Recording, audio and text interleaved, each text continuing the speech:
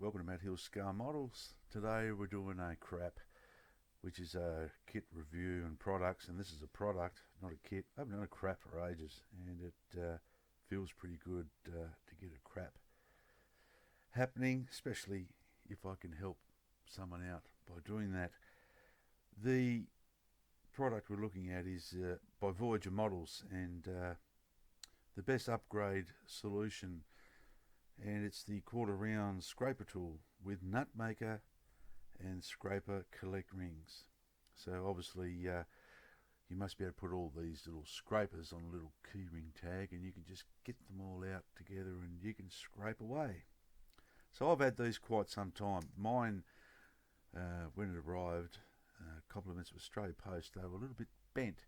You might be able to see a bit of a dwang mark in there, a bit of a ding dang. I've straightened it out, and I don't think it will affect the way that I use it.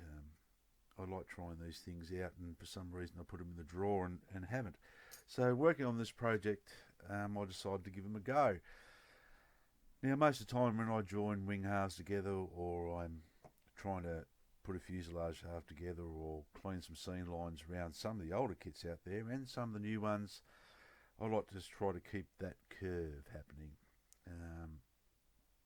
Traditionally I used to use the back of my hobby knife blade and scrape along and get rid of that mismatch or a line that appears in when you join parts, especially if you lay your favourite glue, extra thin glue or whatever in there, and as you're going you're squeezing it together. So there is melted glue and plastic coming up, which is a really good way of sealing gaps in wings and fuselage halves on aircraft and many other things too.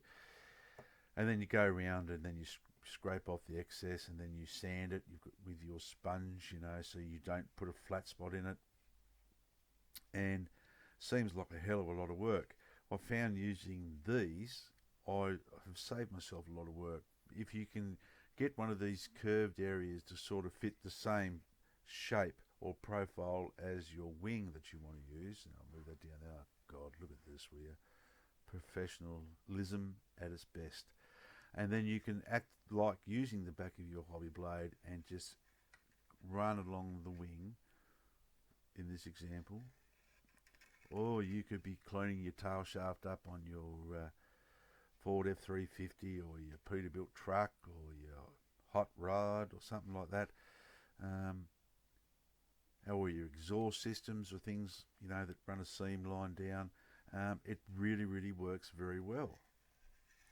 And if the contour changes, you can just switch to a contour which best matches what you are trying to follow on your leading edge. The concave part, if you wanted to clean up a little area that you can't sort of want to file in, you can just get this the best shape that will suit your project and get in there and just scrape things out. Go along.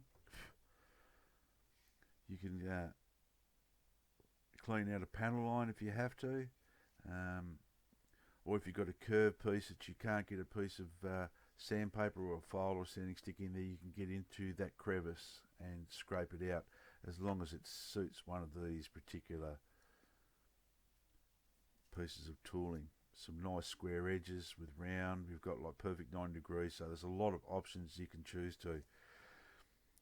The other part of it is the nut maker. These little holes here are all different size nuts. You've gone from electric car right down the bottom, these tiny little nuts here, right up to F350 owners who have these big nuts. And you can use those to replace any nut that you decide to file off, sand off, or you want to add some nuts to things. So far, in the last video I did, they didn't work too well for me. I've got to do a bit more practice on it. I've got no need for nuts at this stage. When I do, I'll come to my nut maker and I'll try to make some, but I was having all sorts of trouble. I think I might have had the plastic too hot and the sprue was sticking to it. What I might say is when the sprue was sticking to it, you could just take it off.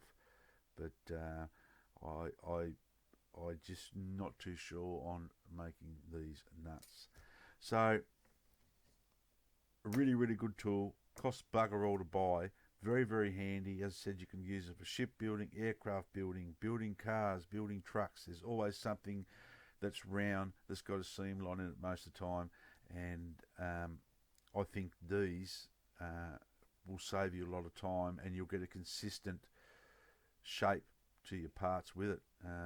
Just do it with care, and yeah, bugger all things. So thank you for watching. Wasn't that a monumental crap? Until next time, be safe, model hard. God bless you all.